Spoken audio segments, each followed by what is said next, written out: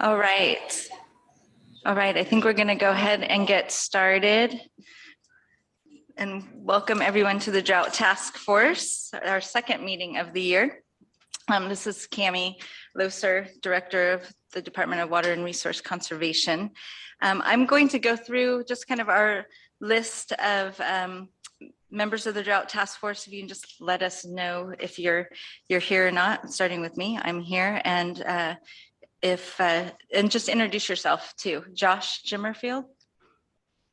Hi, this is Josh. I'm online, Butte County OEM. Great. Ernie Washington. Yeah, I'm here, Chairman of the Butte County Water Commission. Okay. Josh Pack. Yeah, this is Josh Pack, Director of Public Works here at Butte County. Great. Remote. Thank you. Elaine McSpadden. Hey, Elaine McSpadden. I'm the Environmental Health Division Director for the Butte County Department of Public Health. Okay. Luis? Luis Espino? Yeah, he got a mic. Yeah. Okay, Luis Espino, University of California Cooperative Extension, Rice Farm Advisor and County Director. Great. Sean Norman? Sean Norman is here with CAL FIRE. And Dan Taberner. Yes, my name's Dan Taberner. I'm the District Conservationist for the USDA NRCS office in Butte County. Great. And I don't think we have anyone from CAO's office. Okay. And then Butte County Resource Conservation District, is there anyone on? No, I usually. Okay, and you'll report. All right, and then Louis is not here as well. Okay, is Julia Ekstrom on? Okay, great. So our agenda today, I'm just going to go over it real quick. We're going to have a short presentation from Julia Ekstrom from DWR, and then we'll have a summary of current conditions, and both Kelly and Christina will be talking about water resource conditions. We'll have a report out from Josh Jimmerfield at OEM, and then environmental health will talk about some of the well permit processes and activities that are currently happening. And then either potentially if Louis joins us, I know he's at a conference, so he may try to hop on at some point, talking about any agricultural impacts. We'll have Sean talk about fire conditions, and then just any other drought reports and impacts as well. And then we'll talk about if there's any potential recommendations that we want to bring forth to the Board of Supervisors. And then if there is anyone from the public wishing to address the Drought Task Force, we'll talk about that. We'll let them speak as well. So I am going to turn it over to Julia. Welcome, Julia, and thank you for making yourself available to us today. Yeah, Vic, can you hear me? Can you just? Yes, we can hear and see you. Oh, great. Okay, thank you. Thanks for having me. So my name is Julie Ekstrom. I'm with DWR, and I'm the lead of helping to put together this Senate Bill 552 and pieces. So let me just share my screen. Let's see here. Okay, can you see that? Just making sure here. Yes, we can. Great. Thank you. Okay, so Senate Bill 552, it's in a nutshell, it's water shortage planning for small water suppliers and counties. And so I'm mostly going to be speaking about the county portion, but this is the summary of it. And so it has new requirements for small suppliers, for counties, and for the state. And so for small suppliers, there are various water shortage contingency plan requirements depending on your size. And I'm happy to talk more about this if anybody here is interested, but I wasn't going to go into it. There's also some reporting requirements that are newly required of the small water suppliers in terms of their demand and the supply conditions and production. So that would be new annual reporting requirements to the water board.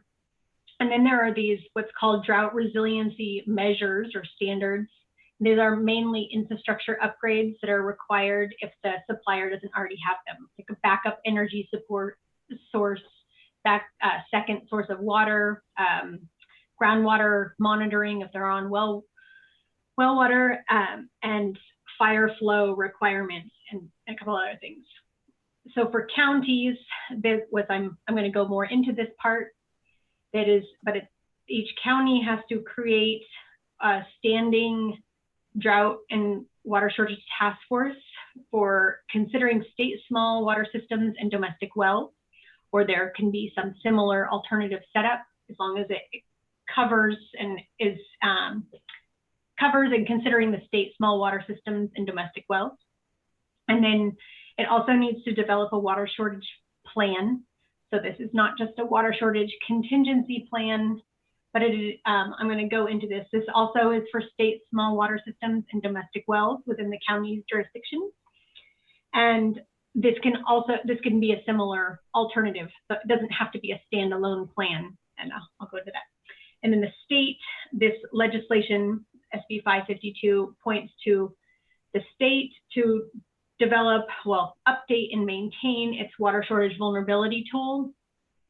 And that is looking again at small suppliers and also private supplied homes and state small systems, so including domestic wells.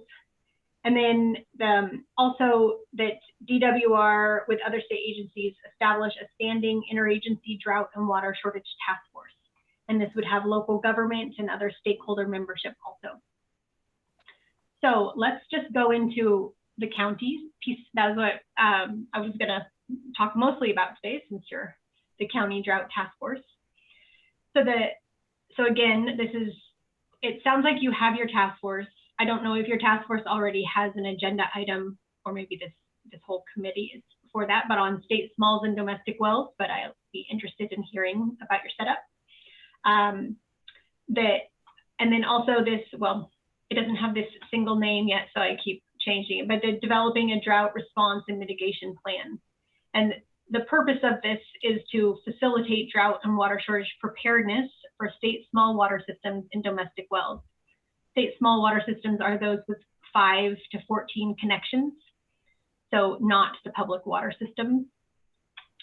And this has this flexible format. It could be a standalone plan, which I haven't quite heard of counties looking into yet, or it can be integrated as other part of ongoing efforts in county plans or other plans. So it could be part of a groundwater sustainability plan, as much as that covers the county, or a integrated regional water management plan, or a local hazard mitigation plan, general plan, and others. So what the plan elements need to include is a drought and water shortage risk assessment, which we have tools. We have all sorts of data to help develop that if a county doesn't already have that kind of information. And we're still trying to improve the tools or the interfaces and the way that people can interact with the data to get what they need, so that we can make it more available and accessible. Then the other piece of the element of the plan, or the elements that are required, is interim and long-term solutions for state small water systems and domestic wells. So for example, this needs to include consolidations for existing water systems and domestic wells. This would be a plan for them. A domestic well drinking water mitigation program, especially for these would be especially for areas that are identified as high risk, either for quality or for water shortage, and where there's feasibility, of course, for consolidation. And then what the plan is for providing emergency and interim drinking water solutions. So that would be, does your county, or is there a group in the county that can haul water, provide bottled water, tanks, setups, if that's an option, or what the plan is to get that set up. And the State Water Board does have funding right now for counties to apply to if you don't have something like that set up in the county. And then also an analysis of steps necessary to implement the plan, and then what funding sources are available at the local level, state and federal level. So these are the plan elements. In terms of what the state is working on to try to support counties because we realize these are big new mandates, and most counties don't have a program that covers the state smalls and domestic wells already, so that we recognize this is new. So we are looking at, so I mentioned the data. There's a lot of data that has been developed and collected over the last several years, and it seems to be increasingly available. And so we're making it more and more accessible or available through these interactive tools. And the Sustainable Groundwater Management Program at DWR has pretty amazing tools that it's developed. But there are also other ones, including what we developed with the County Drought Advisory Group, which was the predecessor that was a group that developed the recommendations that became SB 552. So I can show that. But so we will have interactive tools for counties of how to do some of these pieces, including tools to look up, where there is consolidation feasibility, and certainly with the drought and water shortage risk assessment, and then trainings on how they can be useful.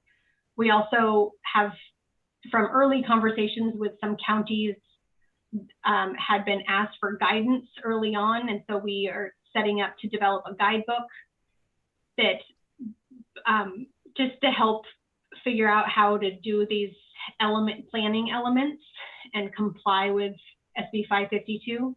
It's not additional requirements, but it just offers guidance. So we are hosting webinars on developing that guidebook. The first one is June 2nd, and we will be having, I think, 4 webinars on that guidebook development. And then after that, we'll have training videos on the different planning components or elements to help counties through that, and have them recorded so they could be viewed anytime or live. And then in these sections too, where we would also like to provide direct technical assistance and planning grants. And so we have a survey right now that needs to be more widely distributed, but I'm gonna put the link in the chat after this and ask if anybody wants to weigh in. We wanna know, if you had a choice, would you want direct technical assistance? Would you want a planning grant? Would you want it for your drought task force, some kind of facilitation assistance? Or, because some do, you may not. Or do you just want it for planning elements, or what other kind of things could the state do to support counties right now? And then in terms of implementation, the State Water Board, I just mentioned, has the countywide and regional funding program that's for water hauling and emergency solutions to set up a countywide program. And that also is possibly could be used for consolidation interests, but I think that there'll be more coming for that, for the implementation support. I mentioned there are 2 tools that came out of this is cumbersome to look at, but out of the County Drought Advisory Group, we are required to update and maintain these tools in the scoring. And so what is on the left side of the screen is the dashboard for small water systems and looking at their drought and water shortage risk. We had 29 different variables, data sets that went into this, and developed it with the input of stakeholders that included some counties, some interest groups and environmental justice groups, small water suppliers, and others. And there were very similar drivers of risk. So it goes from climate change projections to wildfire risk, subsidence, and groundwater decline, the type of land use that's surrounding the wells, to organizational factors of these suppliers. And then this one here is meant to be for counties.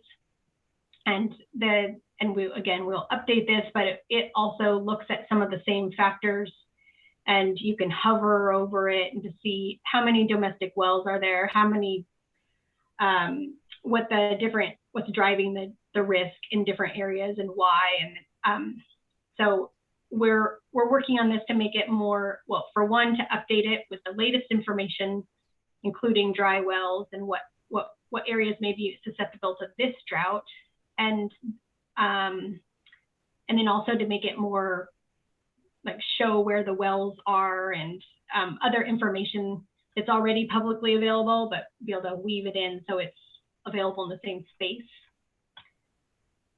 And then in terms of next steps, if you're interested in small water suppliers, work on SB 552, DWR and the Water Board are developing a water shortage contingency plan template for small water suppliers. And so we have one that we're developing for schools and one for the other small water suppliers. We're having a set of now 4 workshops, but we just had the first one on April 20th, and those materials are available on the website, which I'll point to, I think, at the end.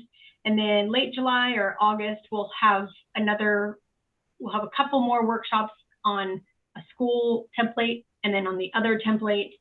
And then in the fall, we'll have the final templates available.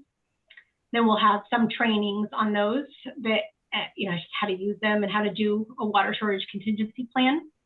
And then we're figuring out how we can offer technical assistance. And this is all in collaboration with the Water Board.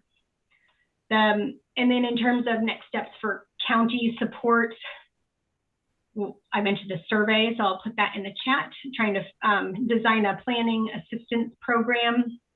And then we'll be developing the guidebook over the summer. We'll have a set of workshops. June 2nd is the first one, and that will be the overview of SB 552, a little more in depth than what you just heard here. But and also how it weaves in with the groundwater sustainability agencies and that work in SGMA. And then we expect that we'll have draft guidance for chapters 1 through 3, sort of the first main pieces, and then the rest of it a little bit later. So we'll go through these probably in separate workshops to get some input, and then receive other written input as people want to share it. And then late fall, we're hoping for the final guidance. And then we're also asking for volunteers that want to participate in developing or weighing in on this guidance during this summer. And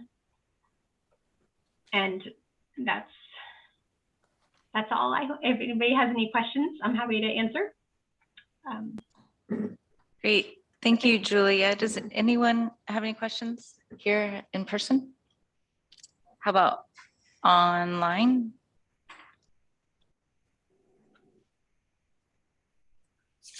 Okay, if nobody has any questions, can I ask you a question?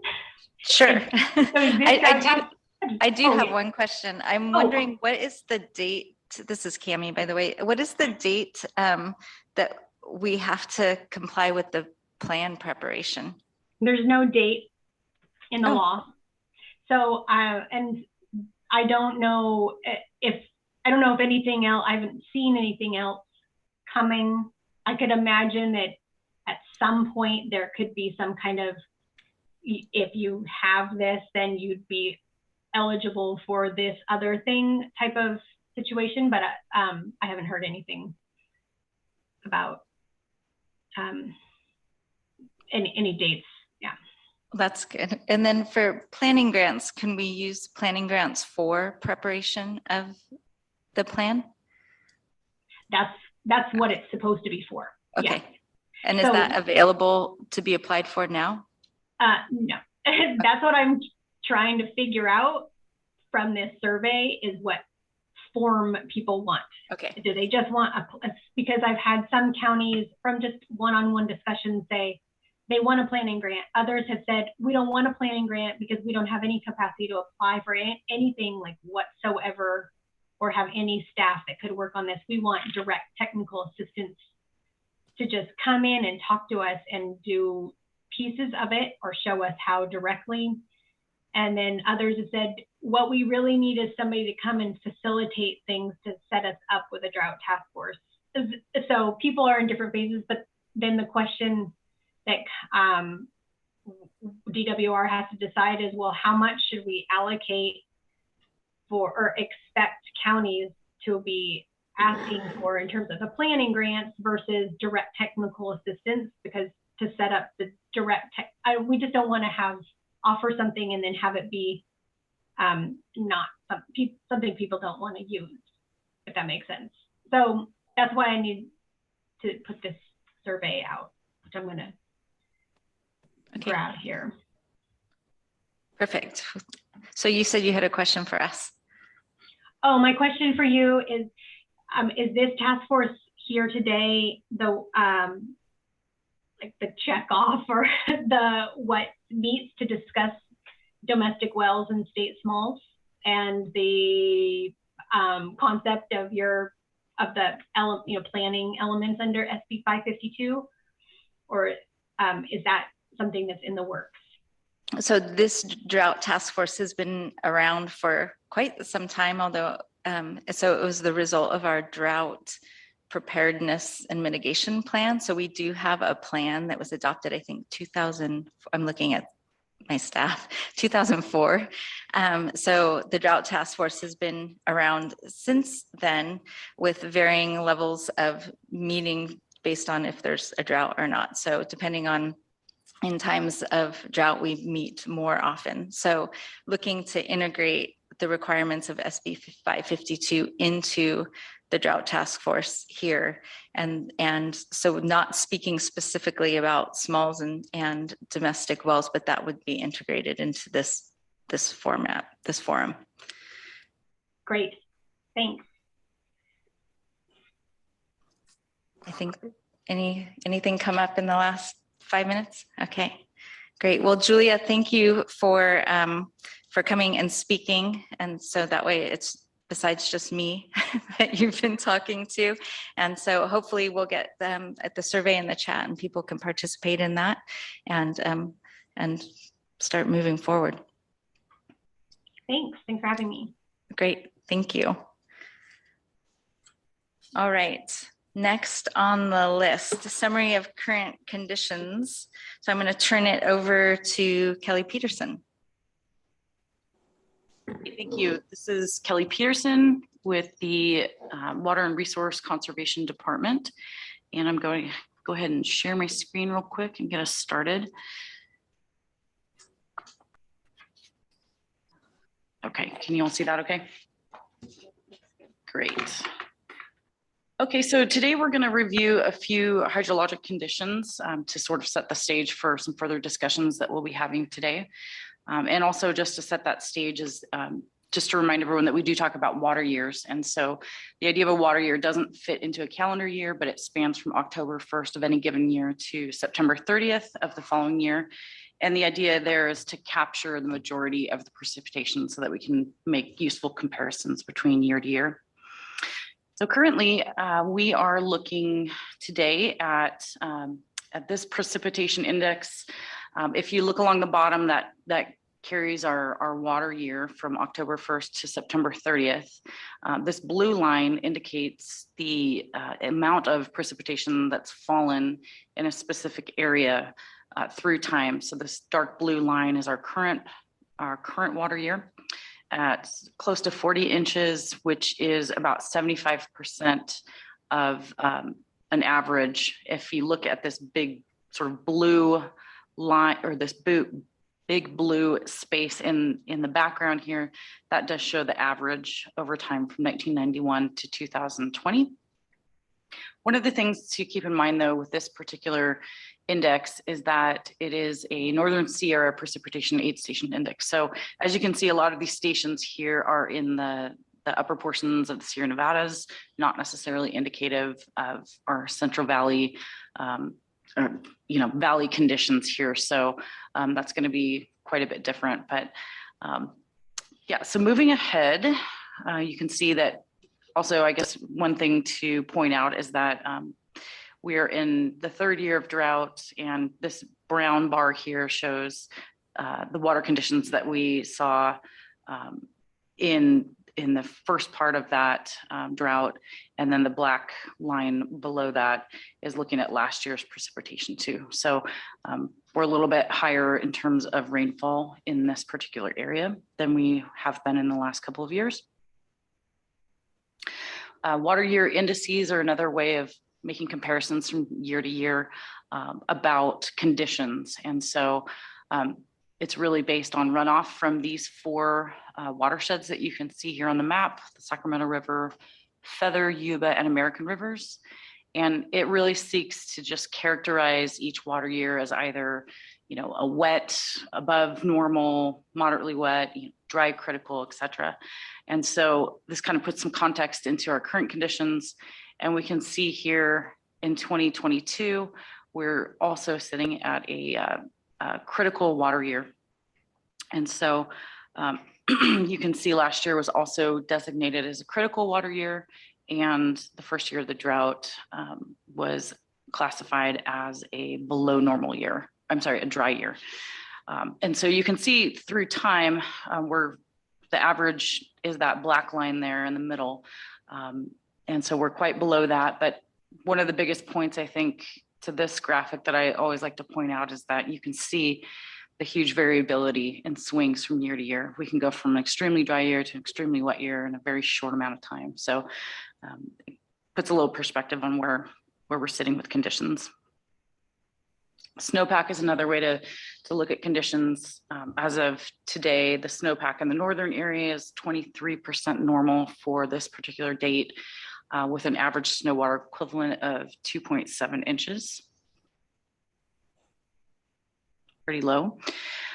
In fact, you can see here in this graphic as well, the blue line shows that amount of snowpack in the northern region through time. And so you can look and see, compare that to last year, which is the brown line. We're pretty much below that, as well as the first year of the drought as well. So it does, obviously we have a reduced amount of snowpack, which furthers conditions.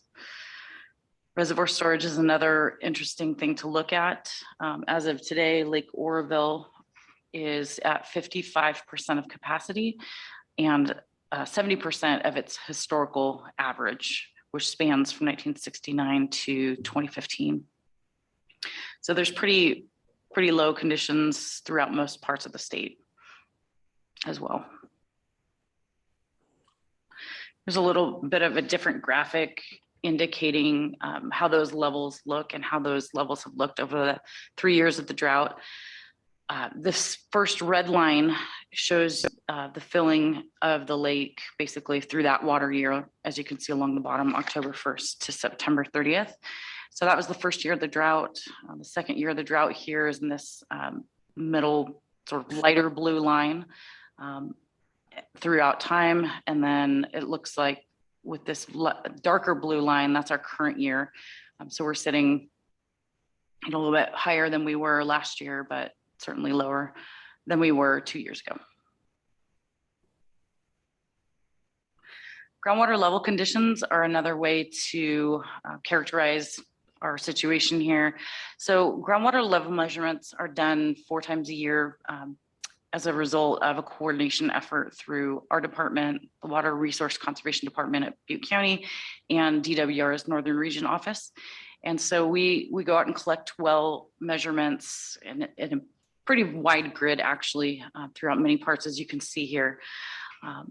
The interesting thing about this is that this is a new website that's been published by DWR, and it's pretty interactive. So we spent some time going through this in detail with the Water Commission as well as the Technical Advisory Committee recently. But what this is looking at is, you know, if you were to be standing on the ground surface and trying to reach down and get to water, how far down would that be to get to water? So depth to water. The darker blue areas indicate shallower groundwater levels, water levels that are close to the surface. The middle blue, light blue colors indicate levels that are a bit deeper than that, between 25 and 100 feet deep. And then the orange hues indicate groundwater levels that are over 100, but less than or equal to 200 feet deep. And I'll point out too that this is for spring 2020 depth to water conditions. And so that was taken, I believe, the second week of March. So that's the most recent data that we do have here. But the interesting thing about this too is that you can really, if you're interested in how groundwater levels are doing in your own neighborhood, you can go into this. It's a very user-friendly website. You can click on any one of these dots, which represent a well, and navigate to a hydrograph and data, and really have an understanding of where things are in your own area of interest. Another way to characterize our groundwater conditions in spring of 2022 is to look at a comparison. So basically this graphic is looking at March of this year, and it compares that measurement to all March measurements in the last 10 years. And it indicates basically how normal of a measurement that is. If it's an all-time low, it's indicated in that red color. So you can see there's quite a few of those that did reach an all-time low. The dark maroon is, that measurement was in the lowest 10% of all the measurements, and so on and so forth, as you can see in the legend. So looking at this in Butte County, we did have some low conditions, and I'd say I think it was 85% of all the measurements in spring were either an all-time low or in that lowest 10th percentile. I'll just go through real quick the US Drought Monitor. This is a website that does daily updates, or weekly updates at least. And I know we showed this to you last year when we were starting to talk about the drought and continuing that. So there's a graphic here up at the top that's on the left is showing the map of drought conditions from last year versus this year. So it's a little bit different. You can see that, however, if you look really closely in there, you can see that half of Butte County is considered right now in extreme drought, and that's more on the valley side.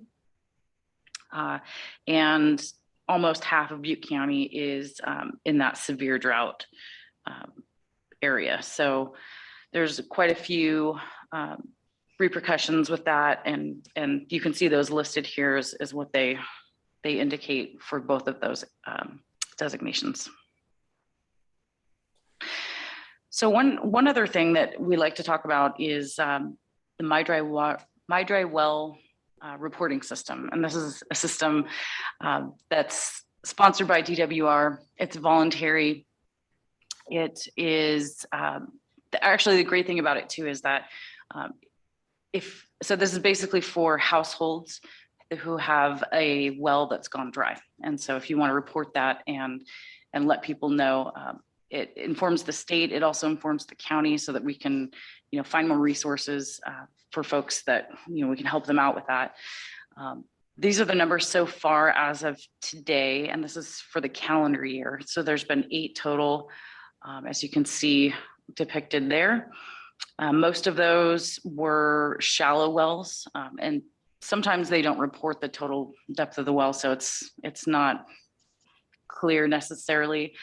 It is voluntary, so you can go in and provide specific information about your address, or you can keep it very general, so you don't actually have to put your address in there. But it's a really good way of helping us track what things are happening, so that we can get more resources out there.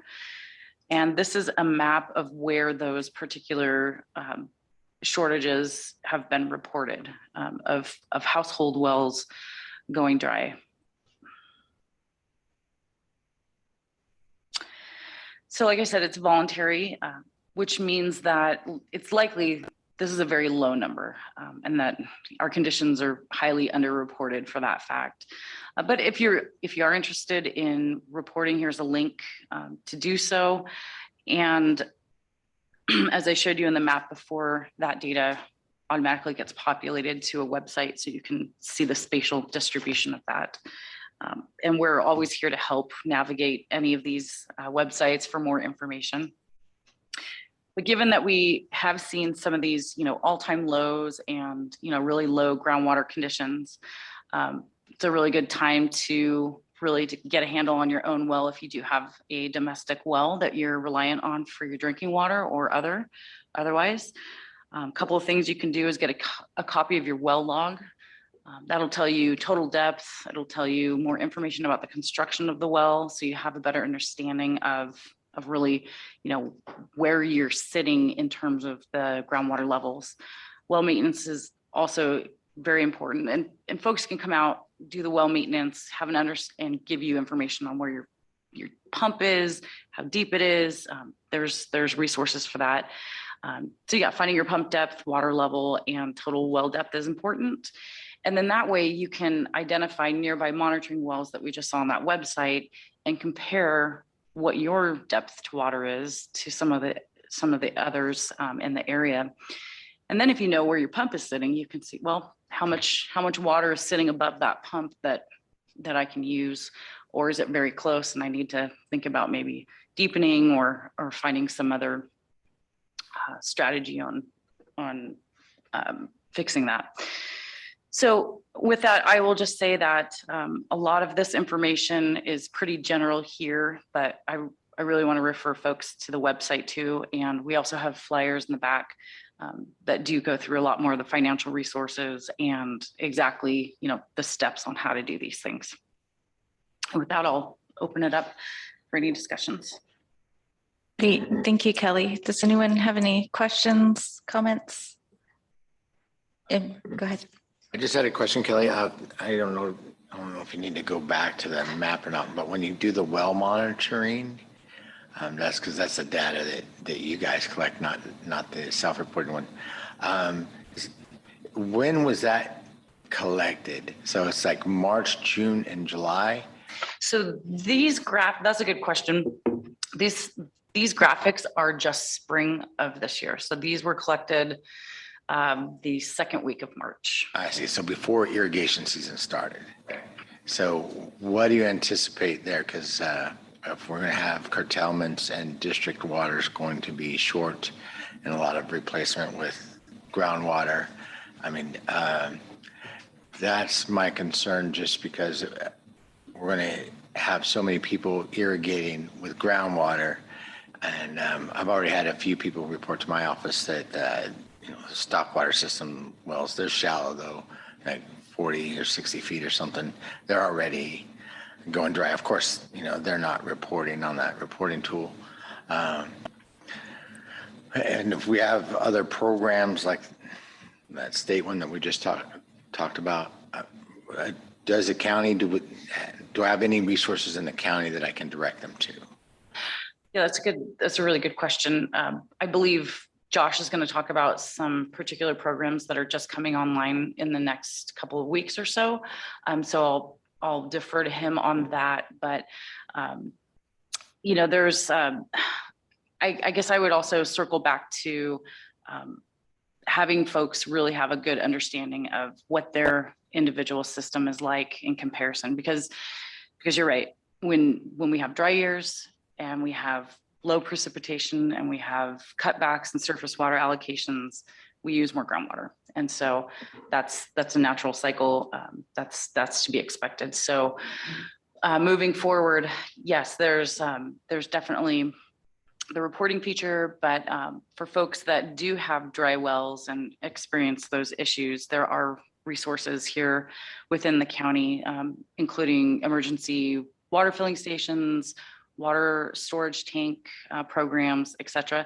So maybe we could just defer on that until Josh gets into more of the details. Okay, great. Can I just ask a quick follow-up question? Dan, are the stock watering wells, are those in the valley area, or are they mostly in the low foothills, or do you know, southern portion of the valley? Yeah, the southern portion, would be east of 70 on East Gridley Road, so about Cox Lane area. I think we've had issues in that area before, so it shouldn't be, a big surprise or anything like that. But that's just those are the ones that light up first, or those are the ones that kind of come to us first. And I know there's areas, south of Chico as well that have issues. It would be good to get those reports in, even though the program is for domestic households and drinking water. There's opportunities to indicate what the water is actually used for and put notes in there. And it would be really helpful, I think, to capture that data in one database. Also, didn't Debbie Spangler yesterday said that they were going to start doing monthly monitoring? And Right. so I'm assuming that's going to be uploaded and captured on here as Good well. point. Yeah. So the Northern Region Office of Department of Water Resources is going to be increasing their frequency of going out into the field and doing these groundwater level measurements so that we have more relevant, timely data than just quarterly conditions. So we're working to understand all of that in the next couple of weeks with them.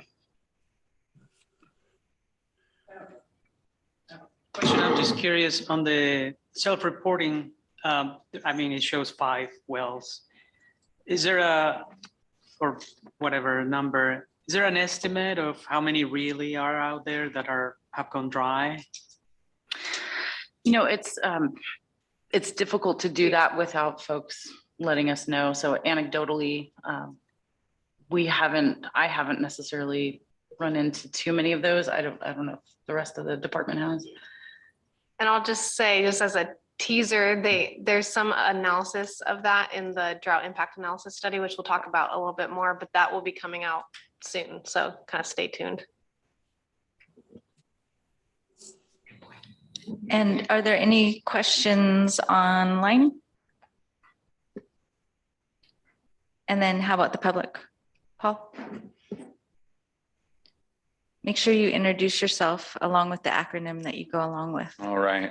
My name is Eric Johnson. I'm an orchardist, lives in Durham, but I have a long history of surface and groundwater experience in my background before I retired from that. And I'm on the North Sacramento Valley Tech. Did I get that right? Close enough.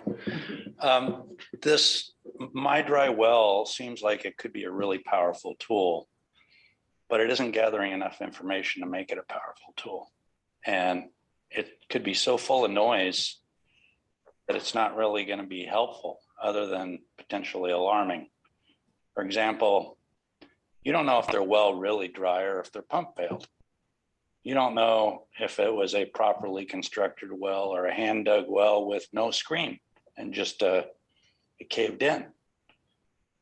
So it seems like it's almost in its present state, not usable information unless we can follow up with, say, can we go out and look at your well? Or could we go out and make some measurements to your well? Or, some things to figure out, is this a properly built, properly operating well that has failed because the water table dropped? Or is there a myriad of other reasons why that well might have failed that is going to potentially cause us to be really concerned about an area when it's not really drought related?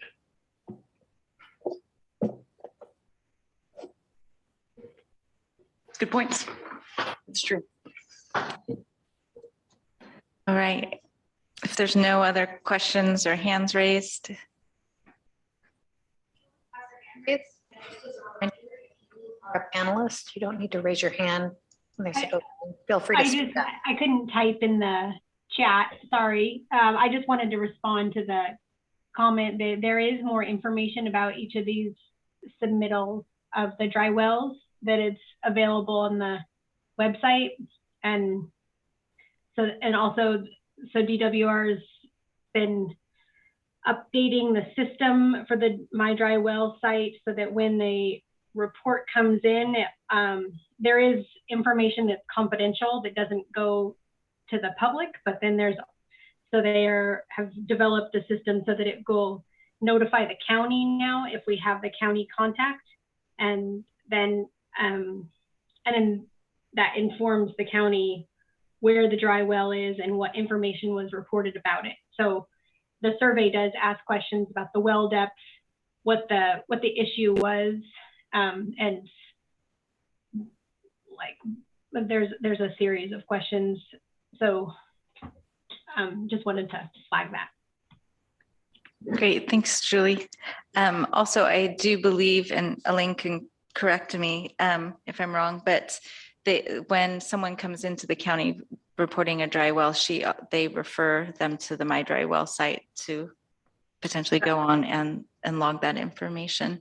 But we might want to consider as part of our public outreach materials, some kind of postcard. So when they show up at Dan's office, he can say here or something like that. It might be good.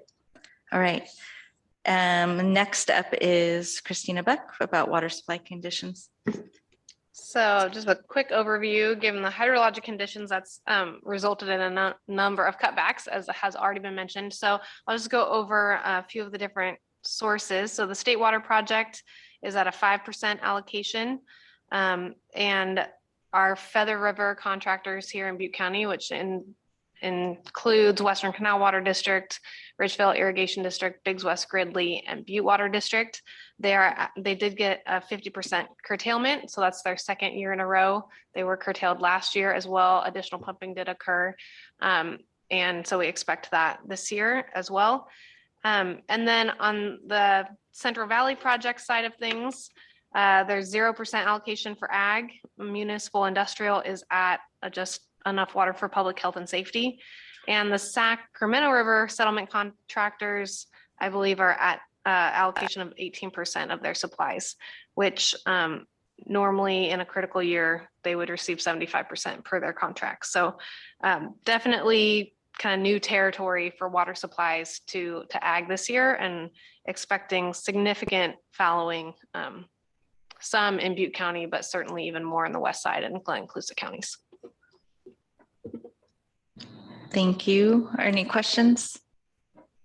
In person, online, public? Okay, great. I am going to briefly talk about the drought impact analysis study, and then Christina can chime in too, because I know she was on a call this morning. But just as a reminder, the drought impact analysis study, the board authorized the preparation of the study back in December. And so we have a consultant, Ludorf Scalmanini Consulting Engineers, preparing that document. A presentation was given to the Board of Supervisors, just an overview presentation of the contents of the plan of the study back in April on the 26th, and staff and the consultant have been working to integrate the comments or the information based on the comments from the board into the plan. And we anticipate that the drought impact analysis study will be out in the next week, available for this drought task force to review, as well as that's public review as well. And there will be a June 1st webinar on the study, which will be June 1st, 12 to 1:30. And that will just be information about the contents of the study. And then we anticipate that our next meeting for this drought task force will be on June 7th to review and discuss the plan and make potential recommendations to the Board of Supervisors regarding the plan and what should be added where and into from a policy perspective. And then on June 14th, we will be bringing the drought impact analysis study back to the board for, I guess, the recommendations and direction. Yeah, I to think staff. recommendations out of the drought task force based on the information in the study. Yes. And then the Water Commission will also just be reviewing the document and providing their input as well. I don't know if anyone has questions. Christina can talk a little more about the contents in the plan, and perhaps you gave a little teaser about dry wells and the potential, so maybe even discussing that a little bit. Yeah, I would just say it's a data rich document. There's a lot of good information in there that captures what happened in 2021 in terms of water supplies, ag acreage, water transfers, and then lots of good figures around groundwater level conditions, assessments of dry wells, and kind of projections of what we think we might be looking at for vulnerability of dry wells. So I'd encourage you to tune into the June 1st webinar. It will be recorded, so if you can't make that time, that'll definitely be a great way to get an overview of the information and question answer time at that kind of focused webinar topic, and then that will come back to the Drought Task Force for discussion and recommendations. Given this information that we now have, what should the county think about doing to respond and heading into this third drought year? And to add on to that, it will be good to have the drought impact analysis study also in the context of things like SB 552 and addressing some of the requirements there, as well as potential updates even to our drought preparedness and mitigation plan. So I think integrating those processes will be good. Are there any other questions? Not from this group, online, public? All right, and I am going to turn it back to Kelly, who will talk a little bit about the update to the drought website. Great. Yeah, I just wanted to let everyone know that currently a lot of the information that I spoke about, resources for private well owners, drought tracking information, that's currently on our department's webpage, which is buttecounty.net/water resource conservation /drought information. But you can get to it from our homepage with a big orange button on the side that says drought, and it'll take you right there. In the next week or so, we are going to be shifting that to a much cleaner link, and that's going to be on the main buttecounty.net/drought webpage. So it'll be a lot easier to find and write down.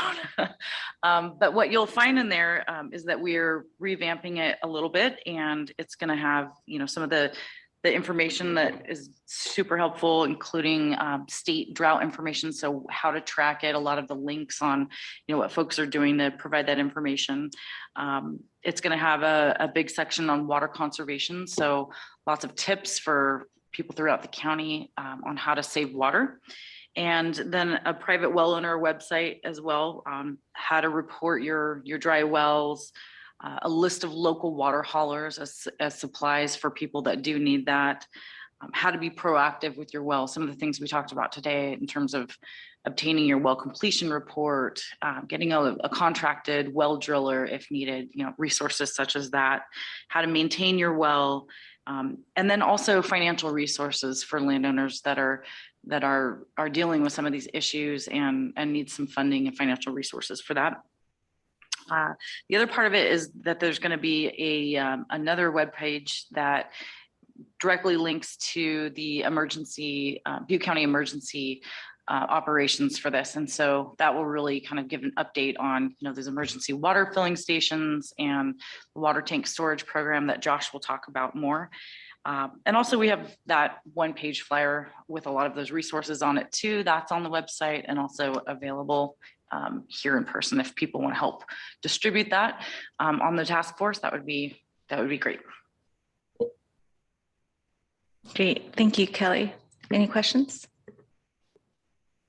Online? No? Public? Okay, I am going to turn it over to Director Jimmerfield from the Office of Emergency Management, just talking about Small Community Drought Relief Program, and anything else you want to add about the website too, Josh. All right, thanks, Cami. So emergency management right now has quite a few things going on with fires and drought as well. We are officially in a drought emergency. We have a declared proclamation. The state has a proclamation as well. What we're doing right now for the drought for emergency, we have through the Small Community Drought Relief Program that DWR was implementing, we have $1.16 million that we were awarded in grant funding.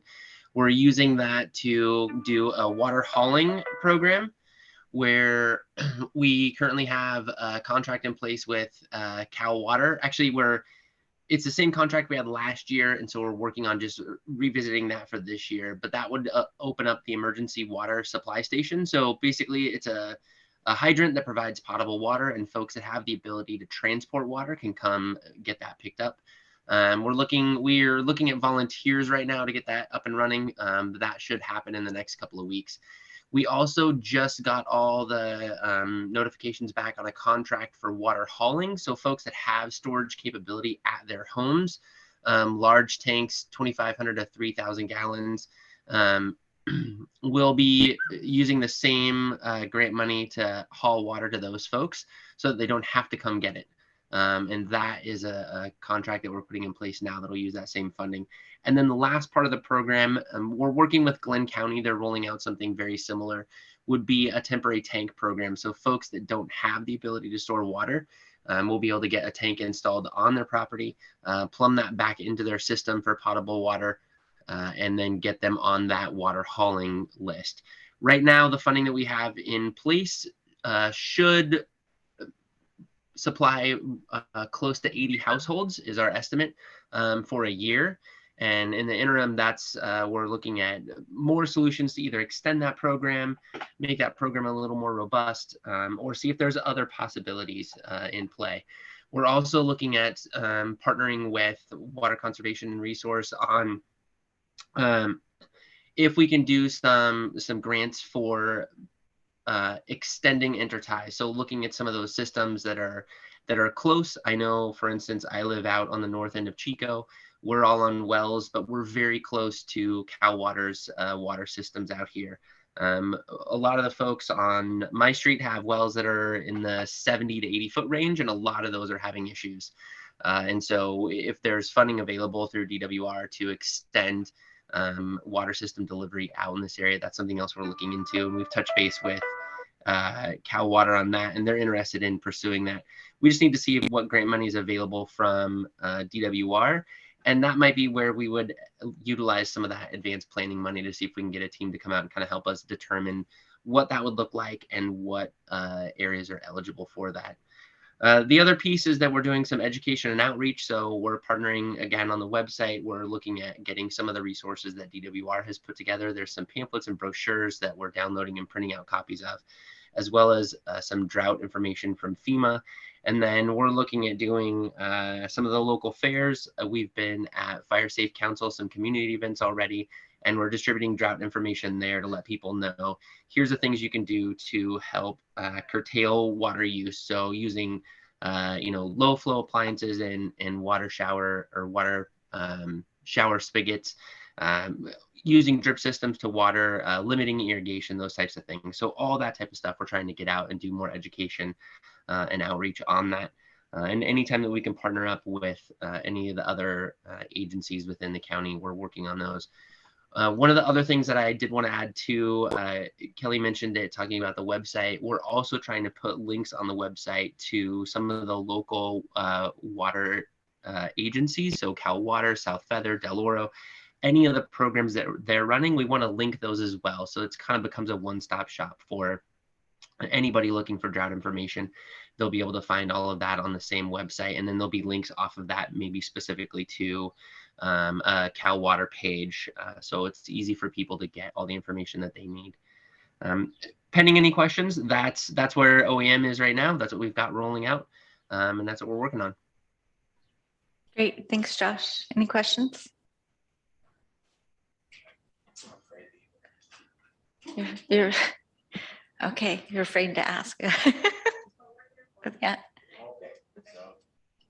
Well, Josh, I'm just saying this because I don't want to start a thing here, but in Butte County, there are two water sources that have significant water, but their delivery system has been destroyed by fire. So if we have places that have access to this water, they're just the infrastructure's gone or burned. And my agency, the USDA, doesn't have the capability or the gumption to do it. It looks like other sources of funding and opportunities don't.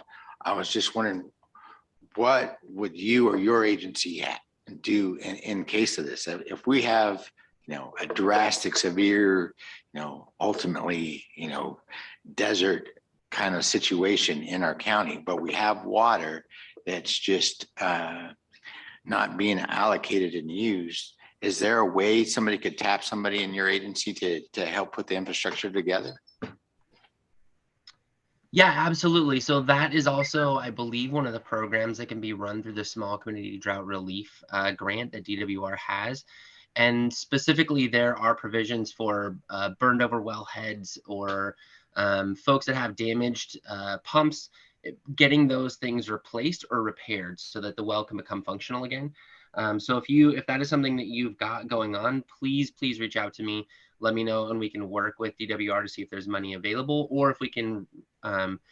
There's a lot of hazard mitigation money that's available from the fires, and a lot of that money can be used for that as well. And so if that's another grant that we can apply for, a lot of those are open now. And so I think there's definitely money and there's resources available to refurbish those wells or those water systems.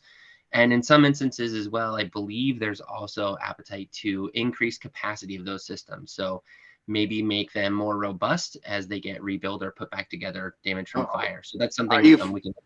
Are you familiar with the Miocene Canal or Berry Creek Water Users Group? Only in that I've heard it come up a couple times in the Board of Supervisors meetings, but I'm not very familiar with that area. I mean, it's a big mess on both cases, but you know, there's significant water that's going unused because of that infrastructure stuff, and that would help you know, fulfill a lot of problems with fire and water source, a bunch of other things. So if there's a way we can tap that monies that you guys have to help redo or restore that infrastructure, that'd be a big help. Yeah, absolutely. Please reach out, and we'll touch base on that. And I can check. I know that the Miocene Canal has been an issue that's been run around a bunch. I know a whole bunch of different people and agencies have been involved with that, and so I want to be very careful, you know, kind of figuring out where we could fit into that. But I think that there's probably some resources available one way or the other to at least get water to the residents up there again that need it. Great, thank you. I will note that with regard to the Miocene Canal, separate from repairing it and replacing it, there is currently a feasibility study talking about some of the water users that used to receive water off of that canal. So, and getting water to those water users. And also with regard to communities that have been affected by fire, or where their wells have been affected by fire, there is, as Josh indicated, grant funding out there. I will say that we just actually received $1.16 million for the Feather Ridge Estates community up that was affected by the fires recently. So they will be able to install new wells, get a storage tank, and replace some infrastructure that was damaged by fire. So we are working to get money for communities like that that have been affected by fire and drought. So are there any other questions online? Okay, public? All right, so we are going to shift over to environmental health. And I am going to talk a little bit about the executive order that was issued by the governor, and then it'll kind of lead into Elaine's discussion about well permitting the process, as well as well permit activities. Just as some background, the governor issued an executive order N-722 back in March 28th, and the executive order identified 15 actions that are to be implemented by the state and local agencies, as well as citizens, to mitigate the effects of drought conditions.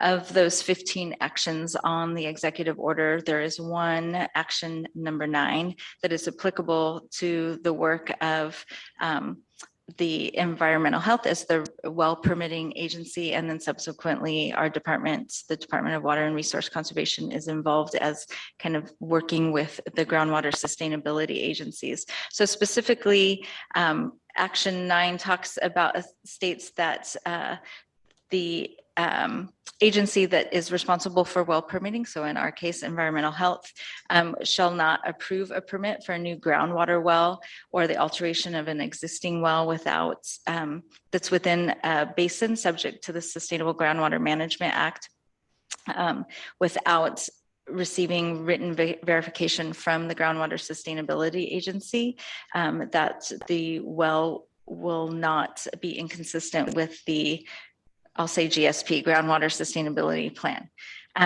And and that it would not impede the ability for the GSA, the Groundwater Sustainability Agency, to meet its sustainability goals. So that's one part of Action 9. And then there's a second component stating that the environmental health will not issue a new groundwater well or permit without first determining if the well will that it's not likely to interfere with the production of nearby wells, and that it's not likely to cause subsidence permanent subsidence that would adversely impact or damage nearby infrastructure.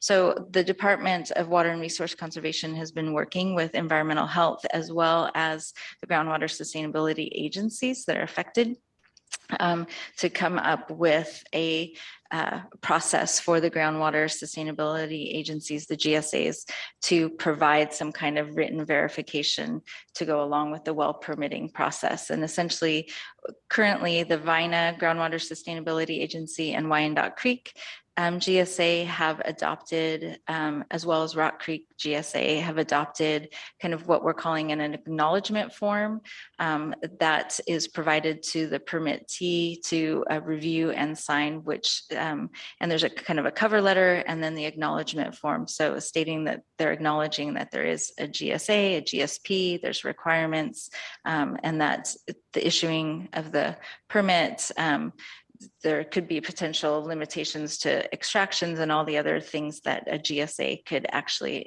implement and enforce. And then that acknowledgement form is being incorporated into the well permit process with environmental health. We're currently working, the department is also working with the 11 GSAs within the Butte subbasin. And so working to get that process finalized so that environmental health can begin issuing and processing large diameter well permits. So this, the executive order does not apply to domestic wells or small community water systems. So those wells are not being affected in terms of getting a new domestic well. I'll leave it at that for now. If anyone has questions about the executive order. Anyone online? Okay. And then I will turn that over to Elaine with discussing the well permit process. Thank you, Cammie. This is Elaine McSpadden with Butte County Public Health, the Division of Environmental Health. And as Cammie said, we are working in coordination with her department as well as County Council to basically develop or modify our current well review process to incorporate the requirements of the order. We have been working on that and have a draft process together. We have put together an ad hoc group that consists of environmental health and water resource conservation and County Council that will finalize the well review process. And so currently we have, there's a press release out. You can visit our website that has a temporary pause on non-drinking water wells for Butte County. And so we, like as Cammie mentioned, we hope to resume that as soon as we get this process identified and approved through the departments. Let's see. I'll stop there and see if anybody has any questions as far as well permitting goes before I just really briefly speak about well permit numbers. Any questions in person, online? All right, and public. Eric, do you have a?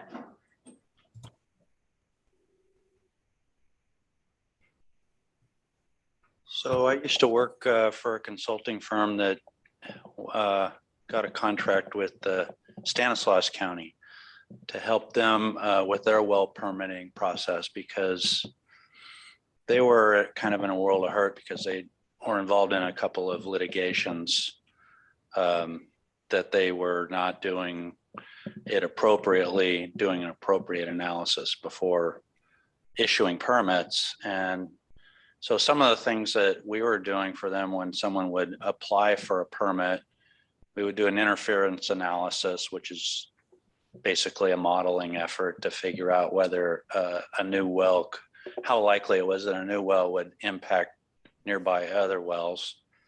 Check that box. And then another part of the process, if asked, was to run it through a CEQA analysis, and in particular to see if there were any T&E species in the area that might be impacted with by further use of the water. And those efforts, from what I understand, basically got them out of hot water. So the reason I bring this up is it sounds like Butte County is now going to go through some of those same questions, and perhaps some other counties are ahead of them as far as how they've been able to figure out how to move forward with well permitting. But then the other question I had was whether there's been some thought as to sort of long-term goals with well permitting. You know, what in the short term, there's going to be a lot more demand for groundwater. Every time we have a drought here, the go-to is groundwater. And so we're going to be relying on it as we have more and more drought years. And especially when it comes to ag, we're going to be relying on it big time. It would behoove us to start thinking about long-term goals as far as what's acceptable and where we want to go, and how far we want to allow the aquifers to collapse, and all those kind of questions as we move forward, not just the short term, get people water now. Yeah, thank you. I appreciate that. We are looking at both short-term and long-term goals as part of this process. We actually started discussing long-term goals before the order came out. So we are working with the Drought Task Force and Water Resource Conservation, and we will be also working directly with the Board of Supervisors on discussing those types of issues and how to, you know, how to take a look at our codes and our ordinances and policies and see what do we need to look at and what do we need to consider modifying in order to address, you know, ongoing climate change. So that is something that we are looking at, as well as these short-term solutions. Ultimately, we're assuming as we develop this process, we're assuming that Assembly Bill 2201 will pass. We don't know yet, but if that passes, it's going to basically set these new review processes as permanent. And so we're looking at those short-term and long-term goals. We have also reviewed Stanislaus County's process. We work closely with all of the other agencies, environmental health agencies throughout the state. And Butte County is actually one of the leading agencies as far as our Drought Task Force and our groundwater monitoring go. So we're in pretty good shape as far as that goes. And we are pretty close to finalizing the well review process. Like I said, we have a draft process that this ad hoc group is going to work with County Council to finalize so that we can lift that temporary pause on our well permitting. And, you know, and as part of that process, we've definitely had those discussions around the CEQA analysis and when that applies to our well permitting and what long-term changes we need to look at in our ordinance moving forward. So we will be working on that. As far as well permitting goes, we share our quarterly well permit report with Water Resource Conservation, and they share that information out with the Water Commission. If anyone needs to see a copy of that report, let me know. As of right now, we have no significant drought impacts to report as far as our well permitting. Let's see, sorry, let me take a look at my notes here. Yeah. So if, should I share my screen with that report, Cami? Sure. I can't recall if it was in the packet or not. It was, okay, sure. Okay, I'll try to bring that up here.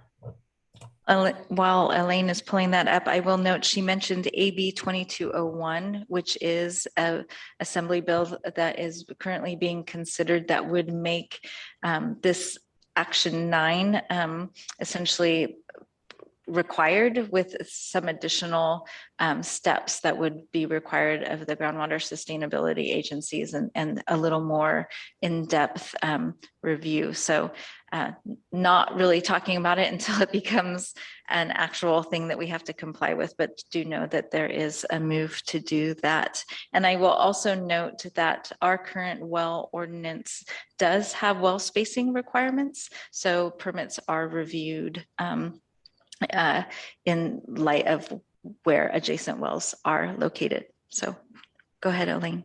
Thank you, Cami, for mentioning that. I did not mention the well spacing requirements. Yes, Butte County has had those well spacing requirements in place for several years. It's something that a lot of the other jurisdictions don't have. So we were ahead of the game in that sense as well. And we're taking a look to make sure that those are still applicable today. And we'll again review those as part of a long-term review of our well ordinance as we move forward in the next year with that. So this is the last page of our quarterly well report. I don't want to make people dizzy and scroll through this. So if there's anything particular you would like to know about, let me know. But you can see here, we started tracking this last year in August and then have continued tracking through 2022. And there just is no significant data to report on our end. And like we said earlier, when folks do come in to apply for a new well permit, we are tracking, why that well went dry, and we then refer them to the My Dry Water Supply website to report there. Whether they do that or not, we don't enforce, but we do ask that they do report on that website. So here we just have the cumulative numbers for the dry well tracking. And then we do break it down here also by city. So you can see where in the county we are seeing some trouble. And then also the known depth of the wells that we are reporting. We don't always know the depth of the well. There is not always a well log available, and the property owners don't always know that. But if we do, we track that as well. So does anyone have any questions on the well permit report? Anyone online? No. Great. Thank you, Elaine. Next on our list is agricultural impacts. I don't know if Louis was able to hop on at all, Autumn, or no? If Louis was able to hop on at all, okay. And then I would report out on fire conditions, but oh, you're not on there. Okay, you can report. Sorry, I should have had a line item for you specifically. Yeah, no, that's all right. Yeah, so what we're seeing is in the rice world, at this point it's difficult to have a firm number, but maybe we're going to be between 60 to 80% planted for Butte County.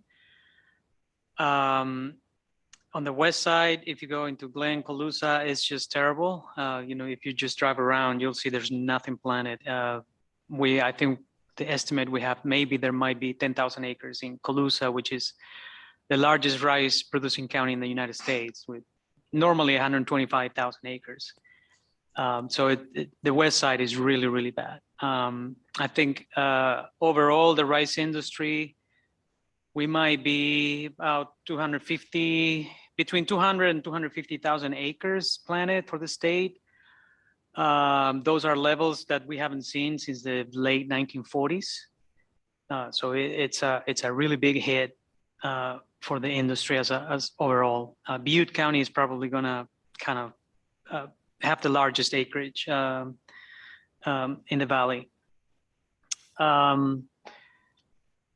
There's a little bit of concern about water being curtailed in August, and I know in some cases, I don't know if it's in Butte County, but with some growers I've spoken to, the irrigation districts are letting them know that they can be curtailed at any moment.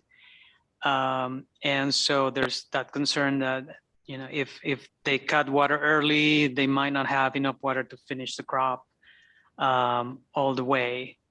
So we will see what happens there. On the orchards, the information I have is that there hasn't been any major impacts. There are some anecdotal cases of wells starting to pull sand, gravel, wells that are the water level is getting low. That brings concerns of more energy to pump water. But in general, there's not a lot of, or I haven't heard of a lot of cases where wells have not are not performing or not producing enough water. At this point, we'll see later in the season as the irrigation continues. So yeah, I think it's not related to water, but the almond crop has been affected by the frost. That's between 40 to 60%, I think. So we're expecting a lower almond crop. I think the prunes might be affected as well. And I don't think the walnuts have been affected as badly.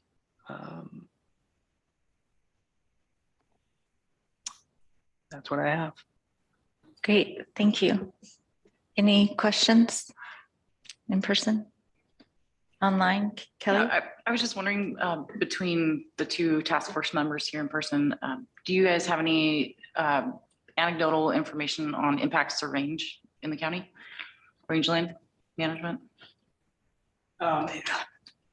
Yeah, I know that's a good question. I know last year the water delivered for irrigation of pasture was reduced. They were reduced from, I think, 6 to 3.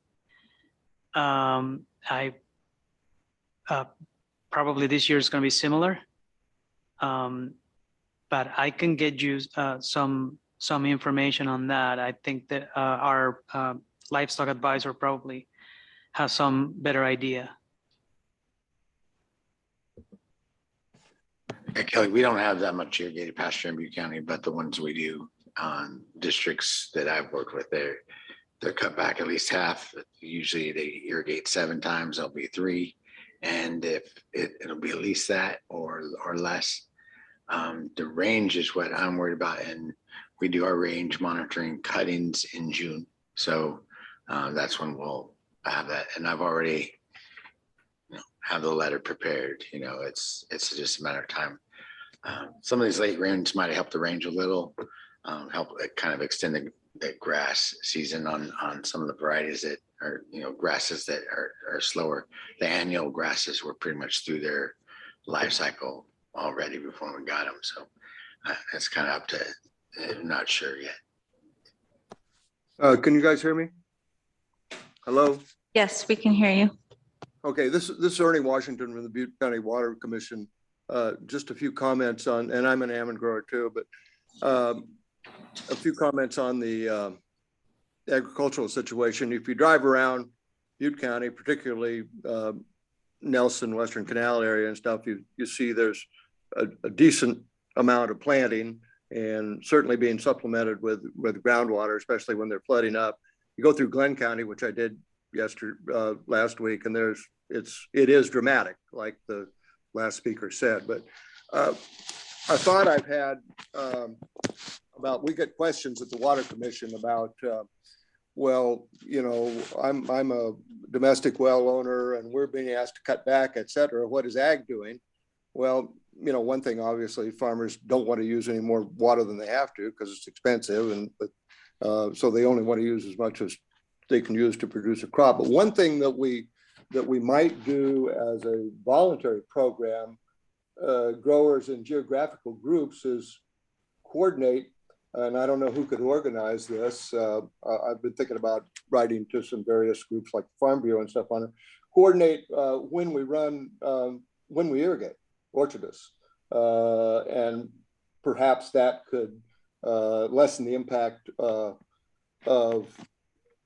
irrigation on owners of shallower wells, domestic wells, et cetera. PG&E has changed their time of use stuff so that everybody doesn't have to run on weekends anymore. And so that's just a thought. I was going to bring that up with the Water Commission recently. But if groups of orchard farmers got together in small areas and say, well, we don't all need to irrigate at the same time, or we don't need to run the pumps adjacent to each other at the same time,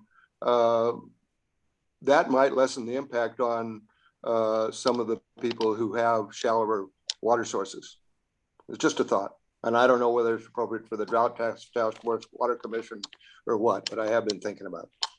Thank you. Do you have a comment, Christina? I'm just thinking we could pair that with kind of the assessment that's in the drought impact analysis study that identified, where we think our most vulnerable wells might be in this coming summer, and kind of strategically coordinate around those areas. And that might be one way to think about it.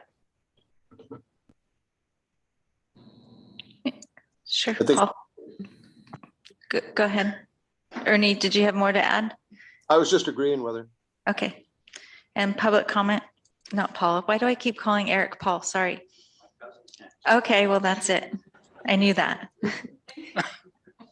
Two parts. One, this is a question for Louis. I don't know anything about rice growing, but I'm curious that they're not switching over to groundwater for rice fields. Is that just because historically they rely completely on surface water and they don't have that kind of opportunity? Or there are some growers that in the last drought, 2015, put some wells in, and there's others, previous that had them previously. So there is some rice that would be supplemented with well water. But I wouldn't, if I had to guess, the large majority is surface water. And does the soil change if it's not flooded every year such that it becomes less usable for rice? No. Okay. I also wanted to talk a little bit with what this gentleman, the Water Commission, was talking about. I'm really interested in no regrets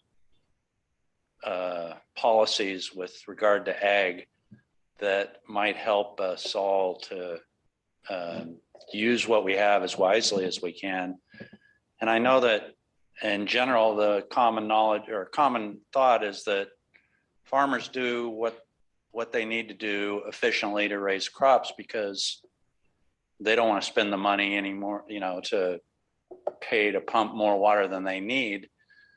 But I said early on that I live in Durham and I go and look around my area to see what people are doing. Everybody is still spray irrigating, and I know there's quite a bit of loss due to evaporation. A lot of them have drip systems, but they also have spray irrigation. I can't tell when they're using drip because you can't see that, but they're all using spray irrigation. So, and they're doing it in the daytime when there's a lot more potential for evaporation than at night or in the early hours of the morning. And so I'm curious as to whether, what kind of outreach is it possible that we could look at our irrigation practices and improve the efficiency of them such that ag doesn't need to use as much water? And also I'm really interested in the viability of soil in the long term, and whether farmers know how to keep their carbon content in the soil high so that the water holding capacity of the soil is at its maximum. And whether there's outreach to farmers to make sure that they know about these practices and know how to do it, as opposed to we just assume that because they've been farming for a long time, they know about these things, or, where are we with outreach? Thanks. Thanks, Eric. I got that right. Just a couple quick thoughts that come to mind in that as part of the groundwater sustainability plan implement projects and management actions, there are potential projects that those GSAs will be looking at for water use efficiency, which would address some of your thoughts there that you mentioned, Eric. And then also there's the ag irrigation study that was prepared and there a few months ago, and it will be coming out. That was a survey of primarily ag users in the Vina subbasin. And that will talk about some of their water practices, but other things that could be done to help with education and outreach for ag users within the Vina subbasin. And there is I think there will be some kind of brown bag lunch webinar. I Yeah. think the second week of June. but Yeah, we'll so get that date. when we'll be it's- getting that information out as well. I was just looking at Christina, hoping she could either telepathically send me the information or say it out loud. This is Ernie Washington again. Hello? Anybody hear me? Yes, we can hear you. Just a couple of observations on the last speaker's questions. One, most of the orchards that are still using Solarset are older orchards where the trees were originally cultivated and grew up on Solarset, and it's not really feasible to switch them to drip because of the root patterns. Most everybody who's planting a new orchard goes over to drip. In some cases, they have dual systems with sprinkler irrigation, but that's so that they can generally just so that they can frost protect. Because the drip's far more efficient and more economical. And I think there are programs, and probably should be more, to encourage growers to switch over. And on the carbon issue, the university Davis has made studies on when new orchards are planted, grinding up the brush and leaving it on site and incorporating it does influence that, and that's being done too. Thank you. Thank you. Yeah, and I would just add on the outreach. We, the University of California Cooperative Extension, we do constant outreach. So we have grower meetings, we have handouts, we have publications that address irrigation. And there's research going on by here are local advisors looking at the adoption of plant-based irrigation methods. So there is an effort of research and outreach and looking at irrigation. We have one advisor that works in the county, and we're going to get a couple more that are going to have responsibilities in Butte County that are going to help on that outreach effort, hopefully soon. So yeah, we're out there working on those issues, as well as other issues.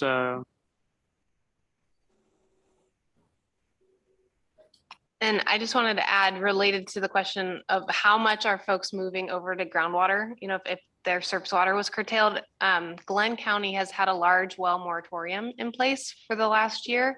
So unless it's a replacement well, there aren't new wells that you can put in. So that's part of what's, preventing that kind of supplemental groundwater use on the west side in the Glenn County area. I believe they're re-looking at their moratorium, probably upcoming. Great, thank you. If there's no other questions, we'll move on to fire conditions. So Sean had to leave. Here's your update for a fire.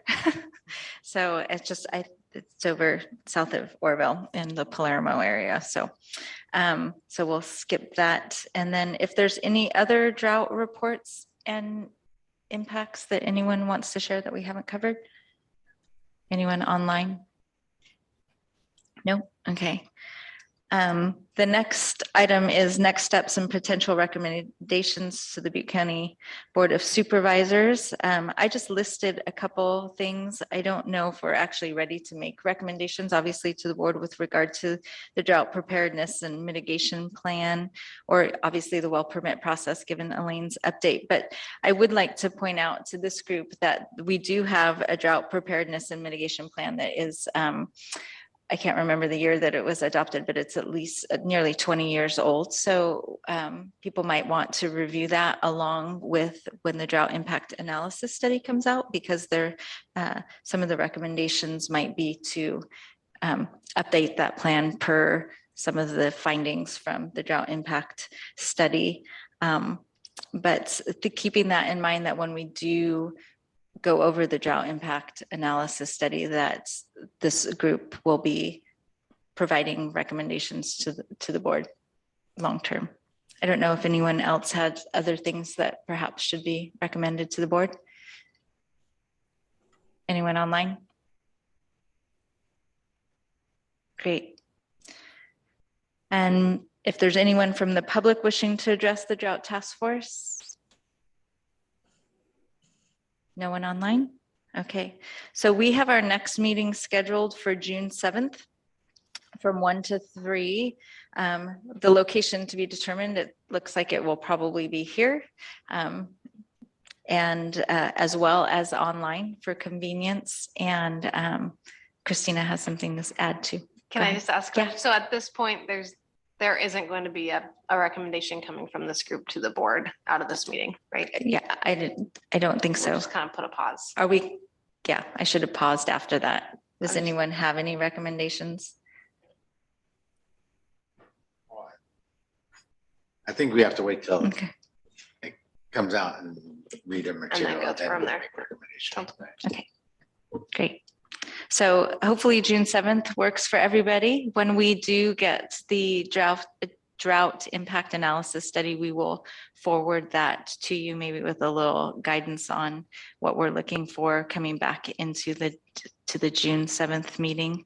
And we will also provide you a link to the drought preparedness and mitigation plan, thinking about that in the future as well, especially in light of SB 552. And with that, we'll see you all in a couple weeks.